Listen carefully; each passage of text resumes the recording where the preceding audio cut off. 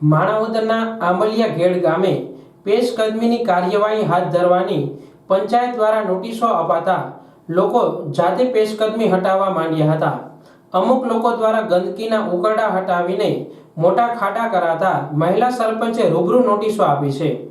માણાવદર તાલુકાના આંબલિયા ઘેડ ગામે રસ્તા ઉપર ઢોર ઢાખરના છાણ અને ઉકરડાઓ સહિતની પેશકદમી કરવામાં આવતા પંચાયત દ્વારા 51 થી વધુ લોકોને નોટિસો આપવામાં આવી હતી, જેથી અમુક લોકો જાતે પેશકદમી હટાવવા માંડ્યા હતા, પરંતુ જે લોકોએ ન હટાવતા આજરોજ આંબલિયા ગામના સરપંચ દક્ષાબેન વિજયભાઈ હાથલિયા અને તલાટી મંત્રી કુહાડિયા તેમજ ગ્રામ પંચાયતના સભ્યો દ્વારા પેશકદમી હટાવવામાં આવી હતી।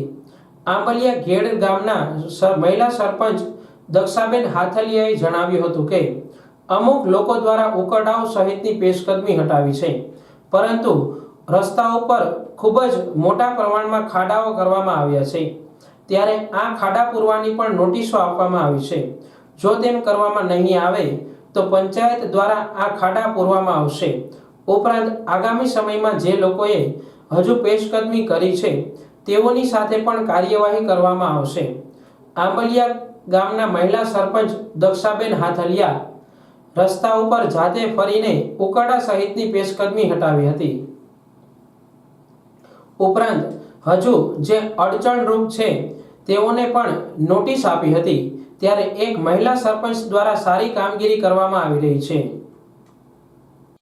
જય ભારત।